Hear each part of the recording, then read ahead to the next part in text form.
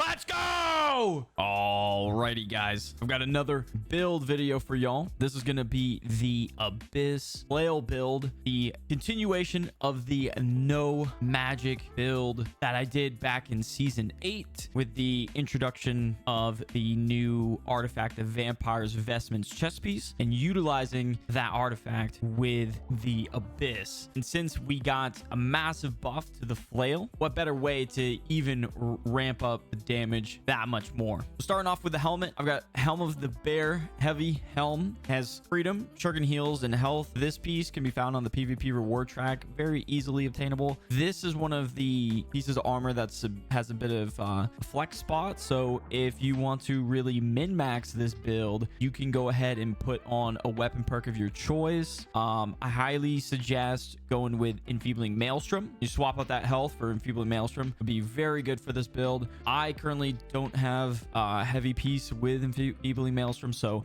I wasn't able to put that on this build, and I didn't feel like going the extra step to add that. So the gameplay you see with this build is all this gear and not running Enfeebling Maelstrom, but it would definitely help out the build. And then, of course, like I was saying, the armor artifact of choice is the Vampire's Vestments chest piece. Now, the difference between this build and my first No Magic build is I went with Enchanted Ward when I first got this. That was because these craft mods, like, you know, the Vital Synergy, the Sunring Stacks, at the time they were very scarce, and since there was a high demand but low supply, you had those craft mods just so expensive and not worth going for. So once they came down in price and very easily attainable now in Season 9, since they dropped from the Influence Race crates and it's very abundant, I ended up switching out Enchanted Ward for Vital Synergy. Vital Synergy is a phenomenal perk, especially when using, you know, shuriken heals. And another artifact that I run on this build is Endless Thirst, but more on that later. So what makes this chest piece really good, especially when running the Abyss, is its intrinsic perk Drain. While below 95% health, hitting a target will consume 10 mana. If you lost mana this way, that attack grants 17% lifesteal. If using a magic weapon, only abilities trigger lifesteal and basic attacks generate 10 mana. This has a cooldown cooldown per activation of 0.5 seconds. So right there, the while below 95% health, hitting a target will consume that 10 mana, thus giving that extra damage. We get that 15% damage from the Abyss. So it really ramps up that damage, not to mention the amount of lifesteal we get. This build has a ton of sustain, as you guys will see in the gameplay, so you won't have an issue with that. And of course, it comes with health and shirking heals. And then, like I said, I went with vital synergy. While health is below 50%, you gain 15% stamina regen. And then while stamina is below 50%, incoming healing is increased by 15%. Now, one thing I tend to do when running vital synergy to really maximize my healing is I dodge a few times to get below half stamina, and then I pop a regen. Or if I'm in a pinch and I need that quick burst of heal, I hit that health pot. And since I'm running Endless Thirst, that burst of heal will be buffed by 15%. And like I said, if I do hit that regen, that it will be buffed by 15% for the entire duration of the regen pot. So keep that in mind. Now, moving on to the medium gloves, I've got a piece of freedom, hasted vigor, and shuriken heals. This is a 5-piece shuriken heals build, as well as 3 pieces of freedom on this. I really feel like that's a nice sweet spot. I like to be able to move as freely as possible. You know, being in medium, we get that benefit of having just a flat 10% crowd control reduction. So with 3 pieces of freedom that we're able to squeeze in with the amount of, you know, perks and stuff on our gear, really makes that possible. Now, of course, rocking the heavy legs, the Sand Lion Coxa. I hope I'm not butchering that. These pants are phenomenal. It's got Ellie version, and then of course keenly empowered. And I went ahead and put shuriken heals on, and of course keenly empowered, you gain 10% in power for 5 seconds on critical hit, and it's got a 10-second cooldown, so about, you know, 5-second downtime. However, we're constantly going to be critting with the great axe as well as our flail, so we will be making use of this empower all the time. And just to, you know, squeeze out a little bit more damage is always nice, since we don't have many avenues of empower. Then of course the keen speed boots. This has become a staple gear piece in all my builds. The Sand Lion Tarsus boots. Now, of course, yeah, these are obtainable through the Sandworm raid, but ever since the update for season 9, you are able to use that Sandworm materia, and just for 1,000 materia, purchase any of the armor pieces as well. So if you haven't gotten these yet and you have that materia saved up, I highly recommend grabbing these if you haven't done so already. Phenomenal being able to move as fast as possible, you know, to chase down those runners, because, you know, the bow and the musket, you know, builds are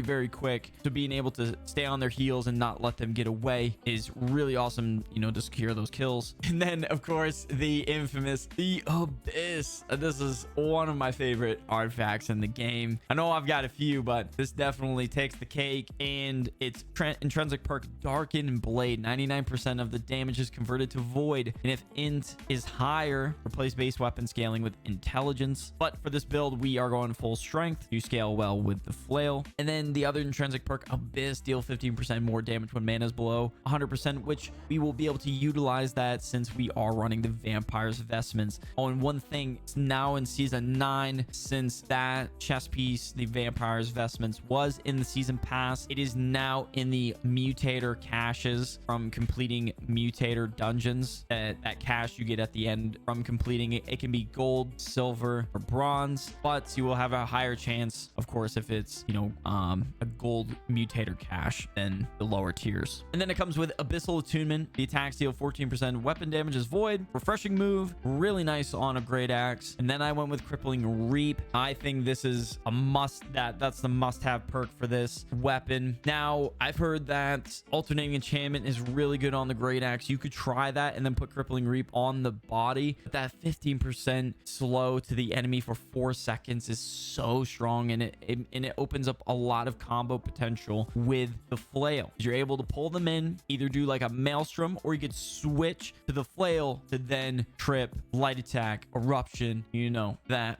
whole combo, and it does so much damage. Now to the flail, I'm rocking the heavy chain named flail. This Flail can be found in the Barnacles and Black Powder dungeon. It doesn't have to be mutated, but you can also pick it up in the kiln for 4,500 Barnacles and Black Powder materia. It comes with Powerful Eruption and Keenly Jagged. I went ahead and put on Alternating Enchantment. Hitting with a basic attack will increase the base damage of the next ability hit within 5 seconds by 10%, and hitting with an ability will increase the base damage of the next basic attack within 5 seconds by 10%. You see the synergy there with the Flail, since, you know, doing the combo. I'll show here at the end of the video, but just a brief summary.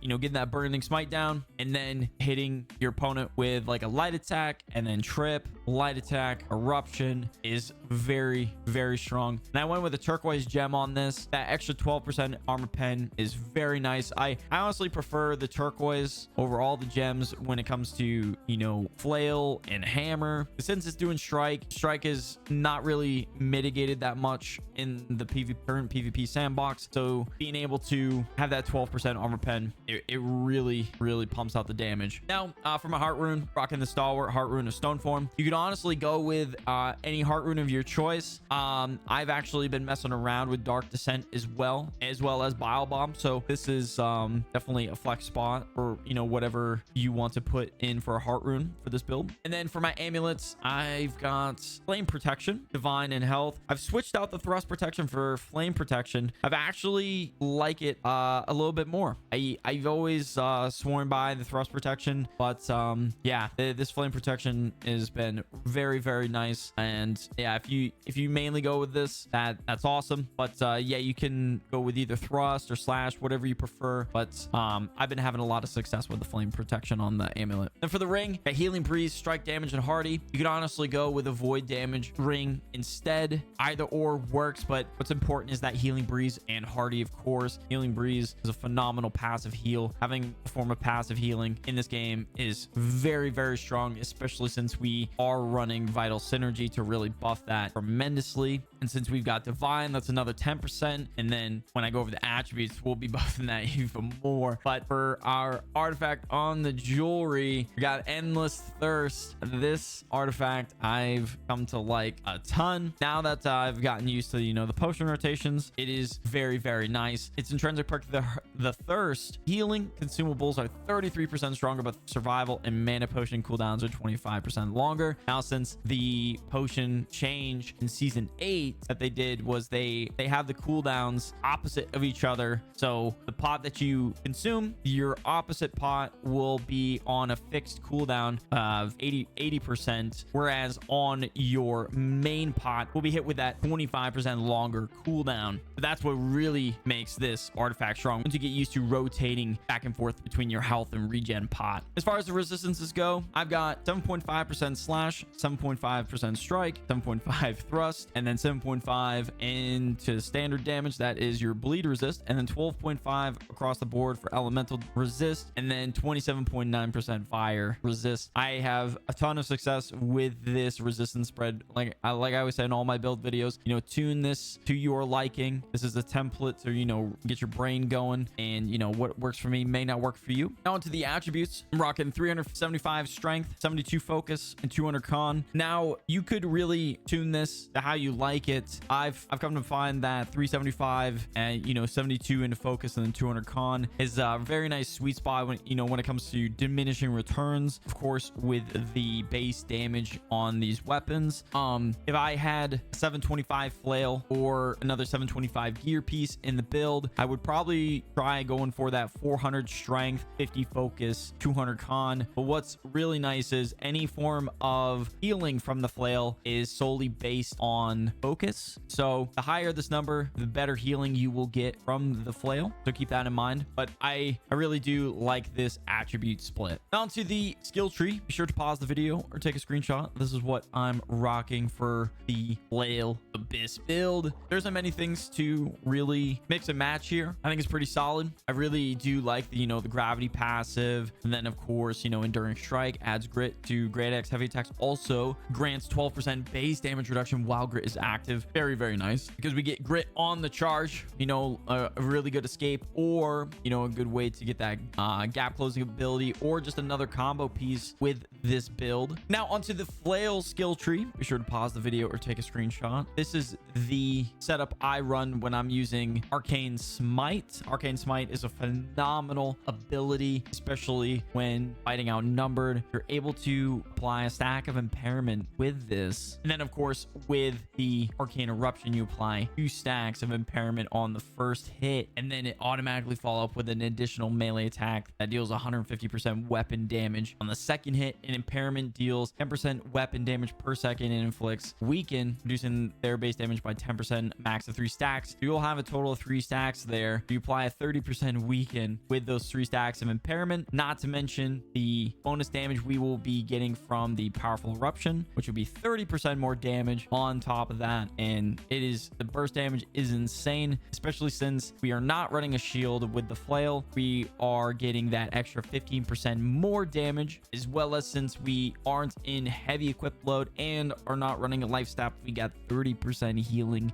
as well. So the survivability with this build is insane, not to mention the burst damage, the combos. It is so fun. I really think you guys will enjoy this one. Now, just some tips I could give you guys while running this build.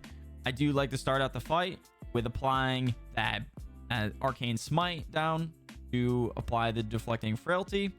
And then, not to mention, you will apply that stack of impairment. Sometimes after I apply that impairment, they're probably going to want to roll, or once they see, you know, I swing the flail, they will roll on that. So you don't want to immediately go into trip, because a lot of people now have been anticipating that to happen. So you got to kind of, you know, play some mind games. So hitting that light attack, or even switching to the great axe to then use that reap combo I was talking about earlier. You reap and then light attack, trip, light attack into the eruption. And that's gonna do it for the Abyss Flail build, the continuation of the No Magic build that I made in season 8. Made it this far in the video, I really appreciate it. Be sure to smash that like button if you enjoyed, and if you're new here, consider subscribing. We are almost to that 2,000 subscriber milestone, guys. I can't thank y'all enough. The support on the videos and the live streams have been insane. I can't thank y'all enough. And as always, guys, I'll catch y'all